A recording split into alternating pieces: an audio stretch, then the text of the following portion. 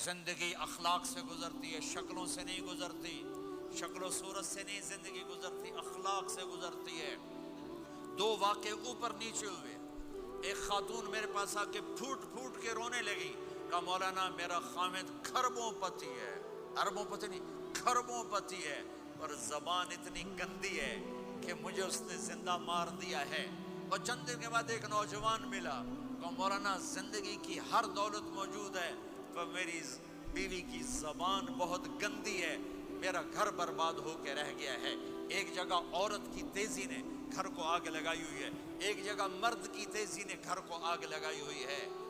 گھروں کی آبادی اچھے اخلاق سے ہوتی ہے۔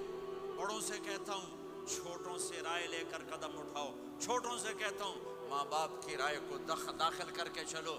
اگر دونوں میں اختلاف ہوتا ہے تو پھر تو ماں باپ سے کہتا ہوں اپنے بچوں کی رائے کو ترجیح دو، زندگی انہوں نے گزارنی ہے۔ یہ میرے نبی کی ایک پاکیزہ خوبصورت زندگی ہے۔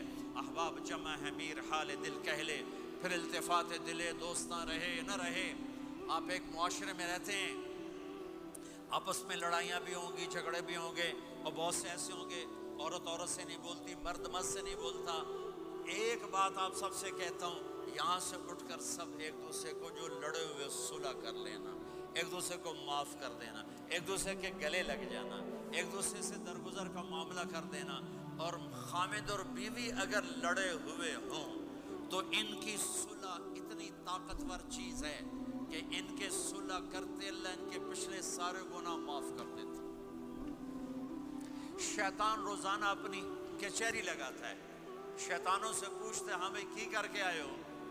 جی چوری کرائی، یوں سر ہلاتا ہے، ڈاکہ، نماز نہیں پڑھنے دی، ایک لمبی فہرست ہوتی ہے۔ وہ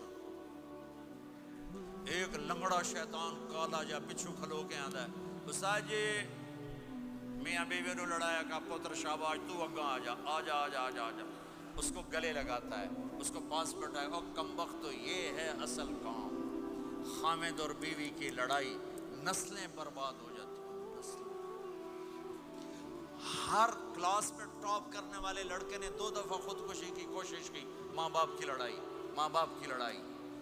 تو میرے بھائیوں اپنے نبی والے اخلاق کے ساتھ زندگی گزارنا سیکھو، سچ بولو، یہ آپ کا دیس ہے، اس کو ٹیکس پورا دو، اس کے ساتھ دھوکہ نہ کرو، اس کے ساتھ فراڈ نہ کرو، اس کے ساتھ 2 نمبری نہ کرو، دیانتداری کی زندگی گزارو، سچائی کی زندگی۔ یہاں مختلف مذاہب کے لوگ رہتے ہیں، سب کو عزت دو، سب کو احترام دو، سب کی قدر کرو۔ کون اللہ کے ہاں سہاگن ہے یہ تو موت کے بعد پتہ چلے گا، لیکن تمام کو احترام دو، تمام کو عزت دو۔ ایک غیر مسلم کا جنازہ گزرا، میرے نبی کھڑے ہو گئے، غیر مسلم کا میرے نبی کھڑے، کہا یا رسول اللہ یہ مسلمان نہیں، آپ نے کہا انسان تو ہے، انسان تو ہے، اب اس کے احترام میں کھڑے ہو گئے۔ تو بھائیو تمام اہل مذاہب کو عزت دو، احترام دو، تو انشاءاللہ یہ چھوٹا سا معاشرہ ایک خوبصورت جنت کا منظر بن جائے گا۔ تو سارے بھائی بہن نیت کرتے ہو نا، ایک دوسرے کو معاف کر دیا نا، ایک دوسرے سے صلح کرو گے نا اٹھ کے، اور جب آپ کچھ اپنی ترتیب کے ساتھ 4 مہینے 40 دن کا کوئی نظام بنا لو، نصاب بنا لو، اس سے انشاءاللہ آپ کی پوری زندگی میں دین آئے گا۔ اور ایک آخری بات کہہ کر میں دعا کراتا ہوں، دیکھو میرے بھائی بہنوں، ہم بڑے گناہ گار لوگ ہیں اور اللہ بڑا غفور الرحیم ہے۔ ہم گناہ گار ہیں، اللہ غفور الرحیم ہے۔ میرا اللہ کہتا ہے میرا بندہ تو اتنے گناہ کر کہ زمین سے اٹھا کر آسمان کی چھت کو لگا دے، اتنے کر کے زمین سے اٹھا کر آسمان کی چھت کو لگا دے، اس کے بعد صرف ایک دفعہ مجھ سے کہ یا اللہ معاف کر تو میں سارے ہی معاف کر دوں۔ کسی میں اتنا ظرف ہے؟ اتنے کر کے زمین سے اٹھا کر آسمان کی چھت کو لگا دے، پھر ایک دفعہ کہ یا اللہ معاف کر تو میں سارے ہی معاف کر دوں گا۔ تو میرے آپ کے تو گناہ ہی تھوڑے سے ہیں، میرے آپ کے گناہوں کی کیا حیثیت ہے؟ چند سال میں کوئی کتنے گناہ کر لے گا۔ میرا اللہ کہتا ہے زندگی بھی لے لے، طاقت بھی لے لے، زمین سے اٹھا کر آسمان کی چھت کو گناہ لگا دے، پھر ایک دفعہ آ کر کہنا یا اللہ معاف کر تو میں سارے ہی معاف کروں گا۔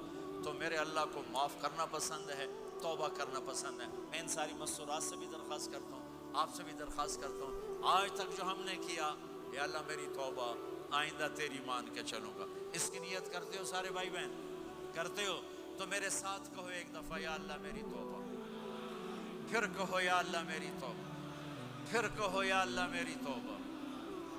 اتنا سا کون اگر مسورات نے آپ نے دل سے کہا ہے تو رب ذوالجلال کی قسم سارے گناہ معاف ہو، سب معاف ہو۔